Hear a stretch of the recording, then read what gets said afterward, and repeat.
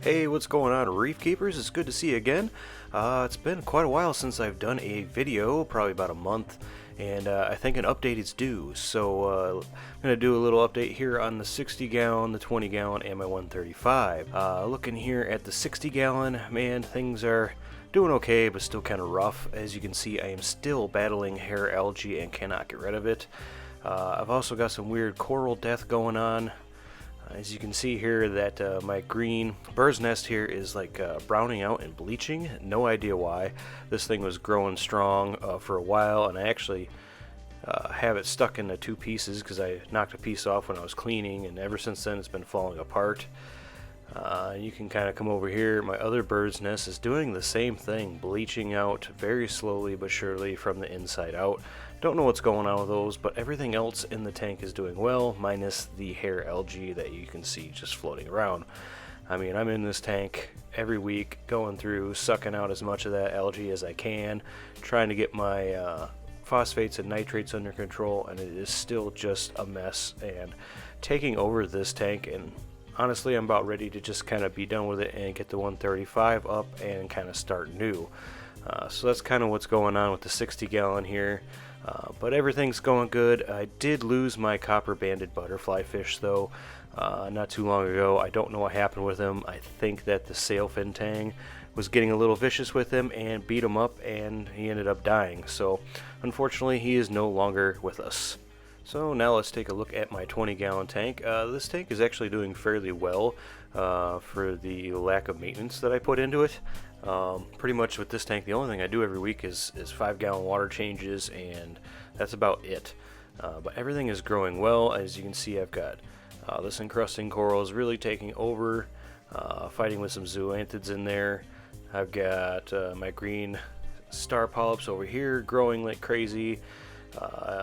Cruising over, you can see this frog spawn. This thing is just growing like a weed. It's split heads, it's got new heads growing on the base, just getting bigger and bigger. And then as you can see, everything else is doing well. The zoanthids are growing, everything is growing. The only thing I really have an issue with this tank with is, as you can see, the green cyanobacteria growing all over the substrate. I vacuum it out every week with a water change, suck it out, clean it out, and it just keeps coming back.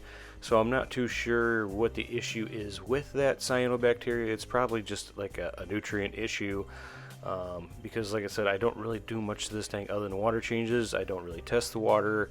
I don't really do much of anything to it, but in all honesty, out of the 60 gallon and the 20, this one is doing the best as far as like coral growth. I mean, look at this, Hollywood stunner. This thing is just growing like a weed. It's just out of control.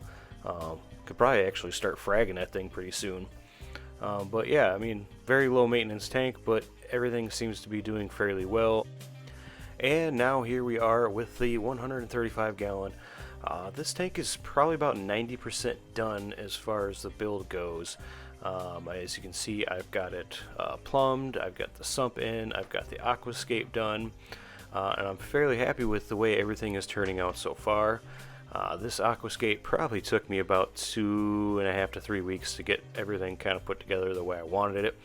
I wanted a lot of swim throughs and a lot of arches, but also a lot of kind of flat areas where I can put coral frags and get them places to grow out. So I got this all together. Everything has been epoxied together and glued together, and it is set where it is. I've got all the plumbing done. As you can see here, I've got my Synergy Reef overflow all attached and ready with the drains plumbed in. And you see they go down here, and I've got my control valve for the main drain. As you can see, I've got all the plumbing running through, and then I've got that weird pipe sticking out there, which we'll come back to that here towards the end, kind of explain what's going on with that.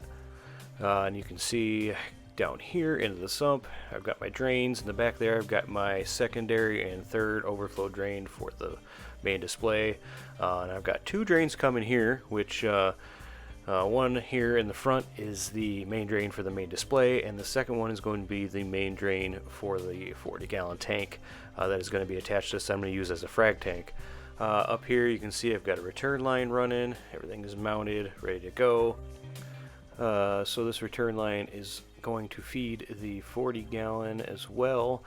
That's what that valve is for there.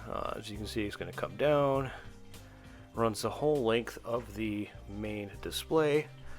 Here I've got my Jabo, what is this? I think it's a DCP or DCS 8000. That is going to be the main pump. I may add a second pump at some point, but I'm not sure. If I do add the second pump, I'm just going to use the one that's already in the 60 gallon, which is also an 8000. And here you can see my return manifold. I've got it over here on the end, so I've got plenty of room here to add media reactors, ATO, all that jazz. And in here you can see my main return coming up, which is going to be for the main display. I decided to go with just a single return for this. Put my check valve there in line so that I don't have a whole lot of water coming down into the sump whenever the pump turns off, and that just comes up, goes through the glass, and exits there. Now I did have this hole over here, as you can see there was that secondary hole right there that was already drilled into the tank, which I decided to just put a bulkhead in and seal off. I've got a threaded plug on the outside of the bulkhead and just a cover on the inside to keep fish from going in there and whatnot, but I didn't really want to run this as a return, being that it's so low in the tank. I didn't want to have any kind of issues where something happened that would just drain like a chunk of that water out of there. So over here, here's my 40-gallon breeder that I'm going to attach to the main display, obviously, eventually. I was going to put it over here on this side of the tank, but as I got to looking at where it sits, I kind of realized that it is in a bad spot. And if you take a look up above here, you will see that this is the main drain for my bathroom. That's, you know, the toilet pipe that's going down, runs through the wall, goes down behind there, and out to the sewer. And I didn't want to risk any kind of chance of this pipe leaking at any of the joints or anything, because it would just drip right into that frag tank and cause all kinds of issues. You can imagine any kind of human waste getting in there, it would just completely destroy your system. So therefore I've decided I'm going to take this 40-gallon and eventually put it where the 60-gallon is sitting. So once that gets torn down and I move it to the 135, then I can move the 40-gallon over to this side of the tank. So going back to the plumbing that I have sticking out here, that right there is going to be the drain for the 40-gallon breeder, and then up here you can kind of see where the return comes through. Obviously it comes through the inside, comes off of the pump, and there's that valve that you can see again right there that I have turned off. So once I plumb everything in, all I gotta do is turn that valve, and then the return will also feed the 40-gallon breeder, and it will drain in down here into the sump. So really all I have to do is, once the tank is cycled, ready to go, I move the 60-gallon into the 135. I just got to put the 40 over here and basically plumb it in and put some water in it, and it should be good to go. So that's pretty much the plan with that.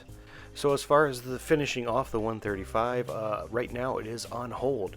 All I have to do is get some salt. I gotta get a heater and probably a new RO membrane so I can make water quick for it, but it's on hold right now because my wife broke her wrist recently and had to have surgery on it, so financially it is just kind of gone on the back burner.